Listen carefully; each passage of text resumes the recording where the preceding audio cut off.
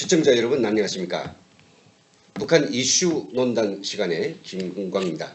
오늘 좀 응급한 주제를 가지고 말씀드리겠습니다. 어제 갑작스럽게 중국 베이징에 북한의 고위급이 나타났죠.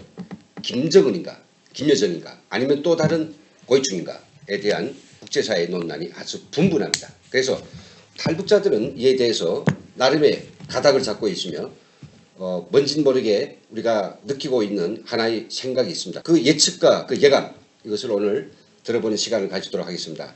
모실 분은 인민경제대학을 졸업하고 평양의 국가정부기관에서 간부로 일하던 우리 김태산 선생님 모시고 이야기 듣는 시간을 가지도록 하겠습니다. 예, 선생님 어서 오십시오. 네, 안녕하십니까. 예. 요즘 어떻게 안색이 굉장히 좋아졌습니다. 감사합니다. 예. 지금 이제 말씀드린 것처럼 상당히 예.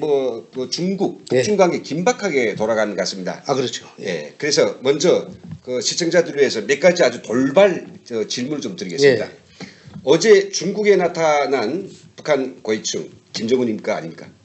우리 탈북자들은 100% 김정은이라고 확신합니다. 선생님도 그렇고 예, 그렇죠. 저도 역시 공감입니다. 예. 자, 그러면 두 번째 김여정은 동행했을까요 안 했을까요? 안 했습니다. 안 했습니까? 예. 그럼 세 번째 김계관은 동행했을까요? 뭐 그것까지는 저는 모르겠는데 뭐 같이 갈 수도 있다고 같이 봐요. 있죠. 예. 국회 문제 담당자. 그렇죠. 예, 예. 그러면 진짜로 우리가 예상하기 어려운 게 예상해야 될 만한 게 있는데 김정은 방중 끝나고 러시아로 갈까요?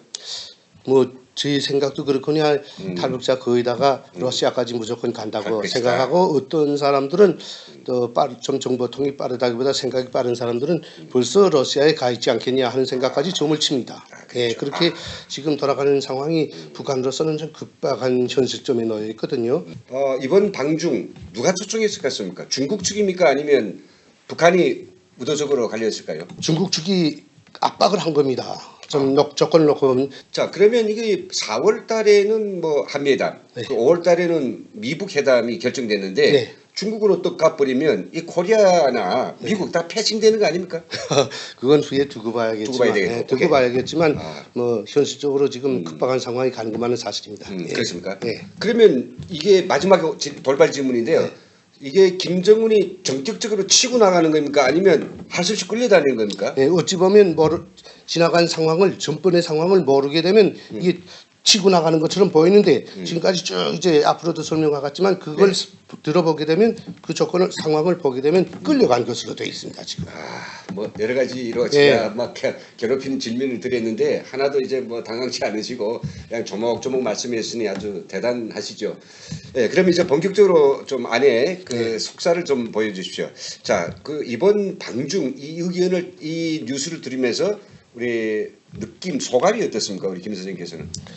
제 소감은 뭐 다른 분들의 소감과 뭐 특별하다기보다도 제 개인적인 견해로 본다면 참 국제 정세가 긴박하게 흘러가고 있고 김정은이 아무리 핵을 휘두르며 까불다가도 대국들의 그 압박에는 못 견디고 끌려가느나 하는 걸 느꼈고 그 다음에 대한민국 현 좌파 정부가 들어서서 북한하고 자기네가 모든 걸 다 풀어나가는 것처럼 까불다가 지금 중국하고 러시아한테 지금 압력을 받고 깨갱하고 들어갔다는 걸 저는 지금 심통하다기보다 절실하게 느끼고 있습니다. 그렇습니까? 그런데 보게 되면 어쨌든 이번에 김정은이가 어떻게 돼서 중국에 가게 됐는가 하는 것부터 알아야 하는 겁니다. 이번 방중이 어떻게 이루어졌는가를 그 결과를 옳게 평가하려면 이거를 보게 되면 10일 전에 중국에서 3월 6일 날에 중국이 어떤 조치를 취했냐면 일체 국경을 봉쇄했습니다. 북한과 국경 봉쇄했습니다. 그다음에 북한 대사를 북한 대사를 불러다가 너희하고는 일체 외교 관계를 이젠 청산하는 길로 들어서겠다. 중국이 그래. 중국이 그렇게 불렸어요. 야, 그런 거 있었네. 그렇게 되니까 그런데다가 대한민국 대표단이 특사 자격으로 또 중국에 가서 북한이 먼저 와서 시진핑이한테 보고를 해도 모르겠는데 대한민국 대표단이 먼저 가서 우리 북한하고 이렇게 해서 우리가 성과적으로 움직여서 북한의 핵무기를 없애는 조치를 우리가 했고 그 수순을 밟았고 미국과 비핵화 회담도 우리가 성사시켰다. 다 이렇게 되니까 솔직히 트럼프 미국 대통령이 시진핑이랑 중국 주석이랑 만나서 북한의 비핵화 문제 토론할 때도 자기네 그렇게 움직이지 못했던 건데 쪽팔리게 됐거든요. 솔직히 국제사회에서. 그러니까니 그렇죠. 예, 그러니까니 그렇죠. 주중 북한 대사를 북한 중국 외교부에서 불러다가서라니 너희들하고 이제부터는 외교 관계를 청산하는 길로 나가겠다 하고 그랬어요. 그러니까니 김정은이가 너무 바쁘니까니 네. 아까 먼저 말했지만 3월 17일 경에 이제 그 이현남이라는 사람을 들이보냈는데 네. 이 사람이 들어가서 중국 외교부를 통해서 우리가 대한민국하고 지간한 기간에 대화하게 된 그 사건부터 설명하겠다 하니까 야 우린 먼저 대한민국 남조선을 통해서 다 들어서 시끄러워 가라 하고서 만나주지 않고 내쫓았어요. 야. 예. 그렇게 되니까 이번에 네가 오지 말고 들어오겠으면 김정은이 오라고 올라. 딱 이렇게 됐어요. 야 여러분 예. 여기 지금 우리 김태산 선생님 모시고 굉장히 아직 한국 언론에서는 어떤 방송에서도 들어보지 못한 가장 중요한 이 김정은 방중의 핵심 포인트를 지금 밝히고 있습니다. 이렇게 되니까 이호철, 예. 예? 이호철이 먼저 그 가가지고 김정은 방중을 사전에 그 다 맞추고 그러고 나서 이번에 김정은 들어가고 근데 그 이유는 뭡니까? 3월 5일날 특사가 들어가면서 중국에는 알리지도 않고 너무 화났다는 거죠. 자, 저는 말이죠. 우리 김태산 선생님께서 유튜브 채널에 출연하신 것도 저는 정말 감사하고 또 그것도 의미가 있다고 생각되지만 대한민국의 종편, 지상파 방송 채널 모두 몇 개입니까? 그 엄청난 그 TV와 방송 매스컴들에서 지금 이와 같은 그 정황 자료들 그리고 팩트가 나온 적이 있습니까? 참 요즘 우리 종편이 그렇다는 언론이 돌아가는 거 보면요 참 과간이 아닙니다. 정말 과간이 아닙니다. 예 지금 그 이렇게 급박한 남북 관계, 북미 관계, 북중 관계가 돌아가면 평양에서 핵심적인 그런 위치에 있던 이런 분들 모셔다가 여러 가지 의견들도 들어야 되는데 김태산 선생님께서 하시는 이런 이야기들을 우리 국민들이 알아야 됩니다.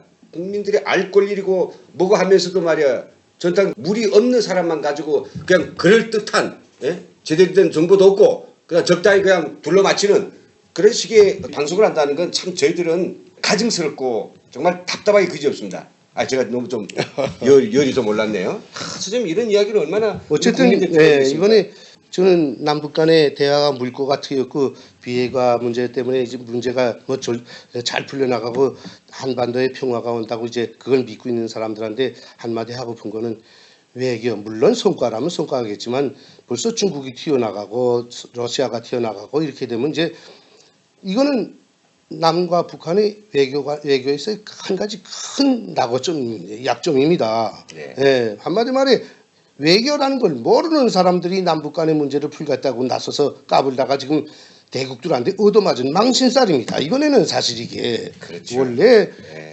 지금 대한민국의 현 정부도 외교를 절실히 배운 사람 외교하게 되면 뭐 바깥에 나가서 이렇게 뭐 교섭만 하는 게 외교가 아니라 주변 나라들과 아주 관계를 잘 유지해 나가도록 하는 게 외교입니다. 중국 사전에 중국하고도 다 조율을 하고 러시아하고도 다 조율하고 물론 큰 나라 눈치 보라는 건 아니지만 그러나 눈치 안 보다가 이번에 뭐 김정은이 중국 갔다는 문제가 나오자 대한민국에서 정부에서랑 어떤 발표를 했습니까?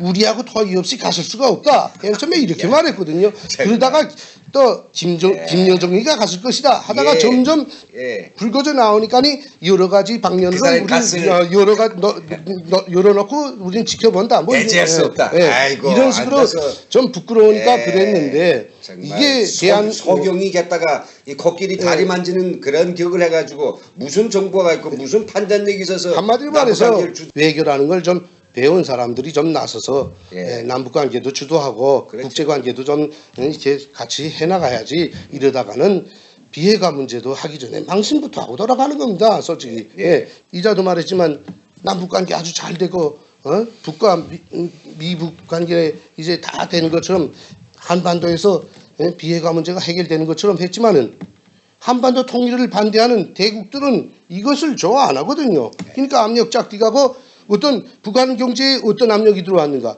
중국으로부터 들어오던 러시아로부터 들어오던 그 러시아하고 중국이 둘이 가서 2월, 3월 7일 날 그 사람들이 합쳐가지고 이렇게 토론해가지고 지금까지 북한에 들어가던 애국가스 LPG 가스가 100% 차단됐습니다. 아. 예. 지금 우리가 여기 앉아서 모르지 북한에 거의 잘 사는 사람들은 100% 가스를 댔습니다. 그렇죠. 예. 평생을 가스 충전소가 청진에 2개 벌써 큰 게 들어앉았고 평양에 5개 충전소가 있고 옛날에 평양에 1개 충전소밖에 없었어요. 그렇죠. 티원에 1개 충전소 있었고 근데 지금 평성에 3개 충전소가 들어앉았고 신의주에만 해도 3개 가스 충전소가 이렇게 들어앉았어요. LPG 가스 몽땅 이제 뗄감이 없고 뗄감이 너무 비싸니까 이제 가스로 몽땅 돌았어요. 거의나 돈 좀 있고 사는 사람들은 가스 몽땅 떼는데 중국과 러시아가 가스 100% 차단시켰어요. 그러니까 국민 가스가 차단되면 국민들은 뭐 어떻게 이 추운 겨울이 어떻게 삽니까? 그렇죠. 그러니까 벌써 정부 압박에 들어가니까 할 수 없이 들어간 겁니다. 김정은이가. 김정은이가 뭐 미국과 일본을 대항마로 이제 들어갔다면은 뭐 아주 머리가 좋고 외교 잘한다고 했는데 뭐든 지나간 흐름은 할 수 없이 남북 간에 둘이서 뭣도 모르고 까불다가서라니 지금 대국들한테 코 납작 끼어서라니 지금 쫓아간 겁니다. 그러니까 대한민국은 여기다 대고 중국에다 대고도 할 소리 없고 북에다 대고도 할 소리도 없는 겁니다. 왜? 네. 대한민국은 김정은이하고만 놀다가 지금 납작해졌어요. 닥쳤던 정보통신이 없으니까 예. 정보망이 하나도 없으니까 북한에 누구 갔는지도 지금 모르고 뭐 모르죠. 발표 국정원도 세상에 하나도 발표 못하지 않습니까? 세상에 어디 이렇게 망신이죠, 솔직히. 개망신살이 어디 그렇죠. 있습니까? 미국은 모르는 척하지만 네. 다 알고 있으면서도 우리 발표 안 하죠. 민족끼리라면서요. 우리 민족끼리인데 왜 안 알려줘요? 그렇죠. 망신이죠 이게. 참 예, 개망신하고 앉아 있네. 그렇습니다. 그게 바로 북한입니다. 그런 거 모르고 앉아서 지금 아주 생뚱같이 화려한 좀 비단보짝이 지금 꿈을 꾸고 앉아 있는데요. 앞으로 더 망신하지 않겠습니까? 지금부터 그렇습니다. 정신 차려야 됩니다. 대한민국에서 손만 내밀게 되면 북한 정부는 언제든지 잡을 것처럼 그렇게 생각했지만은 예. 이번에 중국 가면서도 여기다 통보도 안 해주고 갔지 않아요. 그렇죠. 그렇습니다. 통보뿐만 아니죠. 알기로 원래 헛바지라는데. 그렇죠. 자기가 헛바지 아니라서 아닙니까? 아니 그게 지금 우리가 경제력이 어떻게 되고 북한에 비해서 이 대한민국의 국민성 그렇습니다. 그리고 우리가 가지고 있는 모든 이 체력은 굉장한데 왜 이 정말 거인 같은 사람이 그 조그만 이전 탁치면 넘어갈 크기 앞에 가서 허리를 쪼아리고 뭐 정말 충성맹세하지 않은 것이 다행이죠. 얼마나 망신스럽습니까? 그렇게 하고 어떻게 남북관계가 뭐 의도하는 대로 뭐 전망성 있게 아이고 말도 안 되죠. 다시 한번 그런 정말 우리 그래서 저는 이 탈북민들을 자꾸 앉아서 이게 통일의 해방군 그리고 또 북한 관계, 뭐 남북 관계를 뭔가 아주 화해와 평화의 길로 끌고 나간 데서 탈북자들이 걸림돌이 된다라고 하는 이런 회기망측한 이런 생각은 버려야 됩니다. 그래서 적어도 우리 김대산 선생님처럼 북한에 돌아가는 어떤 핵심부의 맥을 짚고 있고 또 그 정보가 있고 그것을 볼 수 있는 정확한 눈과 경험이 있는 이런 분들을 적극적으로 우리가 어떤 기회를 줘가지고 우리 국민들께 알려드리고 또 그걸 통해서 올바른 대북 관계가 취해 나갈 수 있는 이런 가능성과 기회를 주는 게 전 정부라고 생각하거든요. 다 돌다 앉아서 뇌만 가지고 독차지하고 그 특사 갈 때도 기자 하나 보내지 않았으니까 그렇죠. 세상에 혼자 제 혼자 다 헤쳐먹고 다 해먹는데 결과라도 좋아야 될 거 아니겠습니까? 참 답답하네요. 네, 뭐 대한민국 분들에겐 할 소리 같지는 않지만 솔직히 뭐 정부라는 게 이거 정부 운영 이렇게 못합니다. 솔직히 망신케 하는 겁니다. 한마디로 말해서. 그럼요. 제가 시간상 관계로 마지막 요에 좀 포커스 맞춰봅시다. 네. 자 그러면 향후에 김정은이 중국에 불려갔는데 네. 이 먹 같은 자식이 생각할 때 이런 생각도 할 수 있을까요? 야 나는 미북 회담을 통해서만 이제 정전협정 평화협정으로 만들 수 있고 미군을 남한에서 내몰고 그리고 이제 엄청난 돈을 가져올 수 있겠다 이 생각을 한다면 미국한테 나는 중국에 가니 내 중국에 붙기 전에 나를 잡아주시오 뭐 이런 거 엉뚱한 생각도 할 수 있지 않을까요? 김정은으로서는 지금 그 생각을 할 처지가 못 됐습니다. 너무 그러네요. 바쁘니까.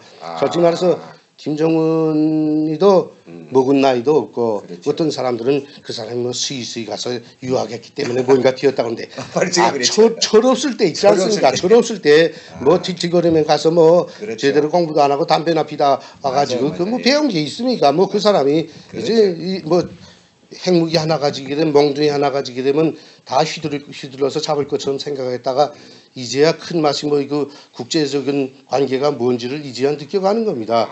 이제 뭐 제가 생각은 이번에 중국에 가서 뭐 잘못했다고 비는 건 두말 할 거 없고 왜 그랬냐 그러면 솔직히 나는 우리 남쪽에서 미군을 내보내려고 그랬다. 아마 이런 걸 타당한 조건으로 내세우고 앞으로 미군을 내보내고 남조선에서 예. 저 군사기지도 또 뭐 중국이 당신네가 싫어하는 그 군사기지도 미군도 다 내보내갔다. 예. 이것을 아마 퉁쳤을 겁니다. 솔직히 말해서. 예. 그러다가 앞으로는 이제 우리가 같다고 결심을 했겠는데 이제 김정은이는 이렇게 되면 더 큰 코에 끼우는 게 트럼프 대통령이 이제 야 너 우리하고 뭐 회담하겠다고 뭐 너네 남조선 특사한테다 그렇게 주절거리는데 회담하겠다고 해놓고 이렇게 된 거야. 할래 안 할래 하고 이제 몰고 너 비핵화 하자고 해놓고 할래 안 할래 하고 몰고 들어오게 되면 이제 참 곤란한 환경에 빠지고 그것을 먼저 나서서 주관했던 대한민국 정부는 더 큰 혼란에 빠져 들어가게 되는 겁니다.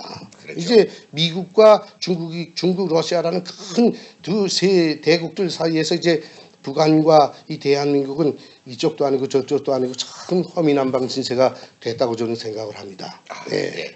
오늘 시청자 여러분, 우리 김태산 선생님 이야기를 통해서 정말 희뿌옇던 김정은 방중 내지는 북중 관계의 요즘 급하게 돌아가는 이 상황들이 어딘가 맥이 좀 보일 듯 말 듯합니다.